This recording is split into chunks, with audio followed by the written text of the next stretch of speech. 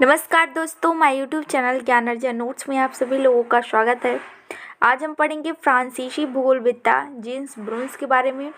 इससे पहले हम ब्लास के बारे में पढ़ चुके हैं जो कि फ्रांसीसी भूगोलविद्ता थे, और हमने प्रमुख जर्मन भूगोलवेत्ता को भी पढ़ा था और भारत के प्रमुख जो भूगोलवेत्ता थे उनके बारे में हम पढ़ चुके हैं।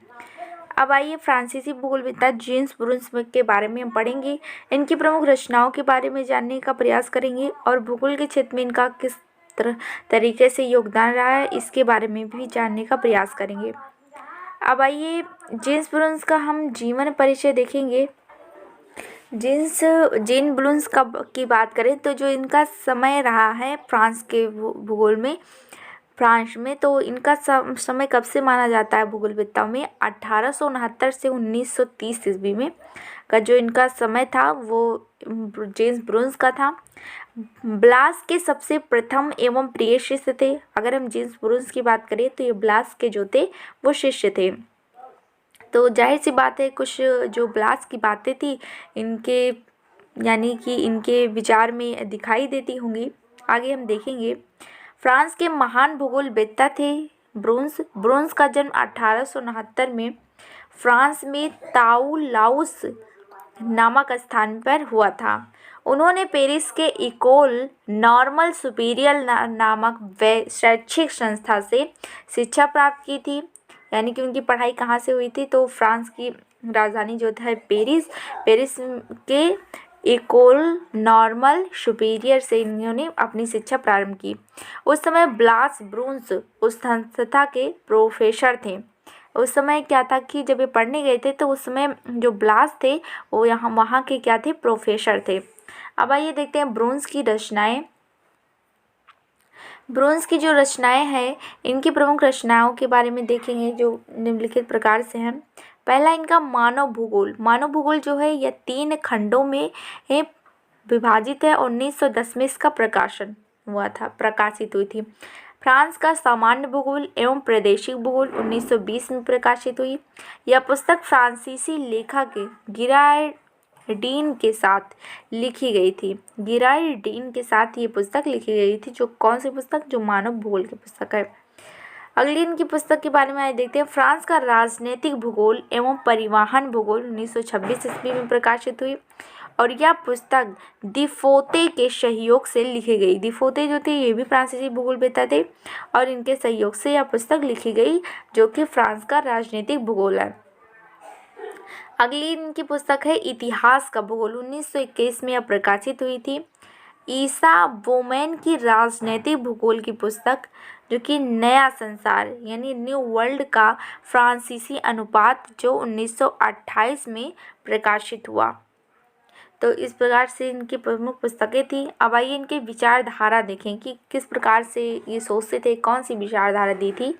तो ब्रूंस ने मानव भूगोल के 2 आधारभूत सिद्धांत बताया, जैसा कि हम ब्लास में भी देखते हैं। और जो जर्मन भूगोलवेत्ता थे रिटर हमबोल्ट रेडजन, इन सब ने भी पार्थिव एकता का सिद्धांत दिया था। दूसरा इनका है परिवर्तन एवं क्रियाशीलता का सिद्धांत। परिवर्तन और क्रियाशीलता से मतलब है कि अगर जैसा कि हम पहले हमारा जो रहन सहन था, रहने का ढंग था, अब अगर हम आज आधुनिक युग में देखें तो कहीं ना कहीं ये परिवर्तित हुआ है। बहुत सारी जो चीज़ें हैं उसमें परिवर्तन आया है। जैसा कि कहा भी गया कि परिवर्तन प्रकृति का नियम है। तो इनका यही कहना था कि हमें समय के साथ जो है वो परिवर्तन करना चाहिए और अपने काम के लिए हमेशा जो है एक्टिव रहना चाहिए। तभी इन्होंने परिवर्तन एवं क्रियाशीलता का सिद्धांत दिया है कि सिद्धांतों को अपने अध्ययन का आधार बनाया। 2 सिद्धांत हैं इनके, पार्थिवता, परिवर्तन एवं क्रियाशीलता का सिद्धांत। अब आइए देखते हैं मानव भूगोल के तथ्य में इन्होंने क्या कहा है कि ब्रूंस की प्रसिद्ध पुस्तक मानव भूगोल में मानव भूगोल के तथ्यों के विस्तृत विवेचन की गई है। जो कि जैसा कि आप देख ही रहे हैं कि मानव से संबंधित है, तो उसमें मानव नहीं होगा तो कैसे चर्चा होगी, इसलिए मानव भूगोल में मानव की विस्तृत चर्चा हुई है। उन्होंने मानव भूगोल के तथ्यों को 2 विभिन्न ढंग से वर्गीकृत किया है। आइए देखते हैं कैसे। सभ्यता के विकास के आधार पर वर्गीकरण, यानी कि अगर उन्होंने मानव भूगोल का पहला कौन सा वर्गीकरण किया कि किस प्रकार से वहाँ सभ्यता विकसित हुई है। अगर हम अपने प्राचीन इतिहास में पढ़ते हैं तो फिर वहाँ किस तरीके से पढ़ते हैं, वहाँ की सभ्यताएं कैसी थी, वहाँ का नगर नियोजन कैसा था, वहाँ की ग्रामीण सभ्यता थी या शहरी सभ्यता थी, किस प्रकार से लोग शासन करते हैं, तो फिर वहाँ हम उस जो प्राचीन काल में जो सभ्यताएं विकसित हुई उसे जिस नदी के किनारे हुई, जिस जगह पर उसका ज़्यादा विकसित हुई प्रचार प्रसार हुआ, जैसे कि सिंधु सभ्यता के किनारे अधिक विकसित हुई तो हम उसे सिंधु सभ्यता नाम दे देते हैं। तो उसी प्रकार क्या होता है कि इन्होंने जो मानव विकास की परिकल्पना दी है वो किस आधार पर दी है, पहला सभ्यता के आधार पर उन्होंने वर्गीकरण किया है। देखते हैं, ब्रुन्स ने अपनी पुस्तक मानव भूगोल में सभ्यता के विकास को ध्यान में रखकर मानव भूगोल के तथ्यों को 4 वर्गों में विभक्त करके विश्लेषित किया है, जो इस प्रकार हैं। और इसको भी इन्होंने 4 वर्गों में विभाजित किया। पहला है प्राथमिक आवश्यकता का भूगोल। इसके अंतर्गत मानव के 3 मूलभूत आवश्यकताओं जैसे भोजन, वस्त्र और आश्रय को सम्मिलित किया गया है। जैसे कि अगर हम बात करें कि प्राथमिक आवश्यकता में अगर कोई भी बालक का जन्म होता है तो प्राथमिक है, तो इसमें जो है भाई अगर हम कोई भी इंसान अगर जीवित रहना चाहता है तो उसे भोजन की आवश्यकता होगी। अगर उसे भोजन की आपूर्ति हो जाती है तो वस्त्र, अंग ढकने के लिए वस्त्र की आवश्यकता भी होगी और कहीं ना कहीं अपने जीवन को सुरक्षित रखने के लिए हमें आश्रय की भी आवश्यकता होती है। तो इन्होंने प्राथमिक आवश्यकता में क्या माना है मानव के लिए, तो रोटी, कपड़ा, मकान माना है। आगे इन्होंने भू शोषण का भूगोल जो दिया है दूसरा भाग में, कि इसमें क्या है कि इसमें मानव की उन क्रियाओं तथा प्रयत्नों को सम्मिलित किया गया है जिसके द्वारा वह प्राकृतिक संसाधन का दोहन कर अपनी आवश्यकताओं की पूर्ति करता है। जैसा कि अगर हम पृथ्वी से खनिज निकलता है जैसे लौह, अयस्क, सोडियम और वहाँ से थोरियम, यूरेनियम, रेडियोएक्टिव पदार्थ और जो हमें इस्पात की सोना, चांदी, अनेक जो धातुएं निकलती हैं वो सब हमारी पृथ्वी से निकलते हैं। तो एक प्रकार से मानव का क्या हुआ, शोषण ही तो हुआ कि वो भूमि का शोषण करता है और अपनी आवश्यकताओं की पूर्ति करता है। दूसरा इन्होंने यह कहा था, इसके अंतर्गत पशुपालन करना, कृषि, खनन, औद्योगिकरण आदि सम्मिलित किए गए हैं। दूसरे भाग में पहले में इन्होंने क्या कहा कि रोटी, कपड़ा, मकान। दूसरे में इन्होंने दिया है कि भू शोषण यानी कि पशुपालन, कृषि, खनन और औद्योगिकरण। फिर अगला है सामाजिक भूगोल तीसरा। इसके अंतर्गत ब्रुश ने मनुष्य की आत्मनिर्भरता, श्रम विभाजन, सहकारिता, नागरिक व्यवस्था आदि को सम्मिलित किया है। और इनका चौथा है राजनीतिक एवं ऐतिहासिक भूगोल। इन्होंने इसमें इतिहास का भी वर्णन किया है। इसके अंतर्गत ब्रुश ने राजनीतिक या प्रशासनिक तथ्यों व ऐतिहासिक घटनाओं से संबंधित तथ्यों को सम्मिलित किया गया है। तो इस प्रकार से इन्होंने अपनी विचारधारा में इस प्रकार से इसका वर्णन किया है। अब आगे देखेंगे यथार्थवादी वर्गीकरण। यथार्थवादी वर्गीकरण दृष्टिकोण से क्या समझते हैं ब्रुश का जो यथार्थवादी वर्गीकरण उनके उपयुक्त वर्गीकरण से भिन्न है। इसके अंतर्गत मानव भूगोल के तथ्यों को 3 प्रमुख वर्गों और 6 आवश्यक तत्वों में वर्गीकृत किया गया है और प्रत्येक वर्ग में 2-2 आवश्यक तत्वों को रखा गया है। यथार्थवादी में पहला इनका मृदा के अनुत्पादक। इसके 2 उत्पादक तथ्य हैं, यह पहला है गृह और दूसरा है राजमार्ग। दूसरे में इन्होंने पौधों और पशुओं पर विजय संबंधी तथ्य रखा है कि इस वर्ग में 2 आवश्यक तथ्य इन्होंने रखा कि पौधों पर विजय कैसे, कि पौधे तो उसे कृषि और पशुपालन। ब्रुश ने कृषि और पशुपालन को क्रमशः प्रकाशित प्राकृतिक वस्तुओं तथा जंगली पशुओं पर मनुष्य की विजय का प्रतीक माना है। किस प्रकार से इन्होंने जो है वो जंगली पशुओं को और जो प्राकृतिक वनस्पतियां हैं इन्हीं किस प्रकार से प्रकृति पर विजयी मनुष्यों का इन्होंने उस पर विजय माना है, विजय का प्रतीक माना है। अगला है इनका विनाशकारी अर्थव्यवस्था संबंधित तत्व। किस प्रकार से इस वर्ग के 2 आवश्यक तथ्य हैं खनिज संपत्ति का शोषण, यानी हम आज देख रहे हैं लगातार क्या होता है, खनन किया जा रहा है और इससे हमें अनेक प्रकार की मुसीबतों का भी सामना करना पड़ सकता है। पौधों तथा पशुओं का विनाश, क्योंकि हम देखते आए हैं कि कहीं ना कहीं हमें सुनाई देता है कि अनेक प्रकार से जो प्राकृतिक पर्यावरण प्रदूषण के कारण, अनेक प्रकार की समस्याओं के कारण, जलवायु परिवर्तन के कारण कैसे बहुत सारे पशु पक्षी जो हैं अब विलुप्त हो रहे हैं। तो कहीं ना कहीं हमारे लिए घातक भी है।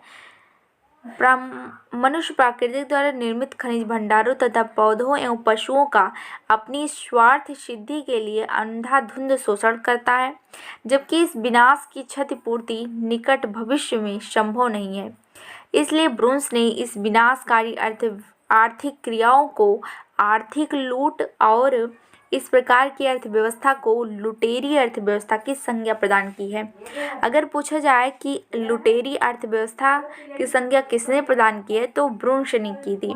ब्रुन्स ने जो थी इसे लुटेरी अर्थव्यवस्था की संज्ञा प्रदान की है। फिर इनका है संभववाद के समर्थक। तो इनके जो गुरु थे यानी कि ब्लास महोदय, वो भी संभववाद के समर्थक थे और वो उनके संपादक भी थे, संस्थापक भी थे। तो उनकी कुछ ना कुछ छाया ब्रुन्स पर पड़ी ही होगी। तो इस प्रकार से ब्रुन्स भी संभववाद के समर्थक थे। ब्रुन्स संभववाद के प्रमुख समर्थकों में से एक थे। उन्होंने भौगोलिक अध्ययन में मानवीय प्रयत्नों और कार्यकलापों पर अधिक बल दिया, यानी कि मनुष्य के कार्यों पर और उनके द्वारा जो किया जा रहा प्रयत्न था उस पर उन्होंने अधिक बल दिया। ब्रुन्स मनुष्य और उसके कार्यों को ही सर्वोमुख मानते थे, जैसा कि संभववाद में बताया भी गया है कि मनुष्य जो है प्रकृति के हाथों की कठपुतली नहीं है। मनुष्य जो है वो अपने विवेक और बुद्धि के माध्यम से प्रकृति पर विजय पा सकती है, यह संभववाद में ब्लास महोदय ने कहा था। लेकिन वहीं अगर हम जर्मन भूगोलविद की बात करें तो हम्बोल्ट और रीडर, जो कि आधुनिक भूगोल के जनक माने जाते हैं, उनका कहना था कि उन्होंने निश्चयवादी के समर्थक थे और वो पूरे तरीके से मनुष्य को प्रकृति का दास माना है। उन्होंने प्रकृति को सर्वोपरि माना है। लेकिन यहाँ अगर हम फ्रांसीसी भूगोलविद्ता की बात करते हैं तो परिभाषा अलग हो जाती है, क्योंकि ये संभववाद के समर्थक थे और उन्होंने कहा कि मनुष्य जो है वो प्रकृति का दास नहीं है, अपने विवेक और बुद्धि के बल से प्रकृति पर विजय प्राप्त कर सकता है। तो आगे है उनके विचारों से मनुष्य एक निष्क्रिय प्राणी नहीं है, बल्कि एक क्रियाशील शक्ति है जो प्राकृतिक पर्यावरण को परिवर्तित करने में निरंतर क्रियाशील है। अगला है इनका पार्थिव एकता का सिद्धांत। तो पार्थिव एकता हमने बहुत बार पढ़ा है, आइए इनके बारे में पढ़ लेते हैं। पार्थिव एकता में यही है कि पृथ्वी पर जो कुछ विद्यमान है वो कहीं ना कहीं एक दूसरे से संबंध स्थापित किए हुए है। अगर एक भी चीज़ विनष्ट हो जाती है तो कहीं ना कहीं इस पर दूसरे पर भी इसका प्रभाव पड़ता है। ब्लास की भांति ब्रुन्स भी पार्थिव एकता के सिद्धांत को मानव भूगोल का प्रमुख सिद्धांत मानते थे। ब्रुन्स के अनुसार विभिन्न शक्तियाँ एक दूसरे पर केवल निश्चित दशाओं में कार्य नहीं करती और न ही केवल कुछ दशाओं में पारस्परिक कार्य का प्रयास करती हैं, बल्कि विभिन्न दशाओं के रूप में ये सभी शक्तियाँ घनिष्ठ रूप से बंधी हुई हैं, यानी कि कहीं ना कहीं इनका संबंध एक दूसरे से स्थापित है। आगे इन्होंने क्रियाशीलता या परिवर्तन का जो सिद्धांत दिया है कि अगर हम प्रकृति के साथ या परिवर्तन नहीं करेंगे तो कहीं ना कहीं हम पीछे रह जाएंगे। ऐसा प्रकृति परिवर्तन का नियम है और हम आज से लेकर अभी तक परिवर्तन ही करते आए हैं। कहीं ना कहीं अगर हम एक जगह विराम हो जाए, हमारा एक जगह रुक जाए, तो हम उससे बहुत ही पीछे हो जाएंगे। इस सिद्धांत के अनुसार पर्यावरण के सभी तत्व, चाहे वे जड़ हों या चेतन, चाहे आत्मा हो या परमात्मा, प्राकृतिक हो या मानवीय हो, सभी परिवर्तनशील हैं और उसके स्वरूप में परिवर्तनकारी शक्तियाँ निरंतर कार्यशील रहती हैं, इनका कहना था, चाहे वह जो भी कुछ हो। ब्रुन्स के शब्दों में हमसे संबंधित प्रत्येक चीज़ परिवर्तित हो रही है, यानी जो मानव से जुड़ी हुई जो भी चीज़ है वो कहीं ना कहीं परिवर्तित हो रही थी। पहले हमारे खाने का तरीका कुछ और था, अब कुछ और है। पहनने का तरीका कुछ और था, अब और है। प्रकृति में जो जो भी चीज़ परिवर्तित हो रही थी, पहले हम देखते थे कि बहुत सारे अगर जलवायु मानसूनी वर्षा होती थी, अनेक प्रकार से समय समय पर वर्षा होती थी, लेकिन अब कहीं ना कहीं क्लाइमेट भी चेंज आ रहा है। तो प्राकृतिक के परिवर्तन, मानवीय परिवर्तन कहीं ना कहीं होता रहता है। प्रत्येक चीज़ बढ़ रही है अथवा घट रही है। जो बढ़ रही है, कुछ चीज़ बढ़ रही है तो कुछ चीज़ घट भी रही है। वास्तव में कुछ भी स्थिर नहीं है। यह किसका कहना था? ब्रूंस का कहना था।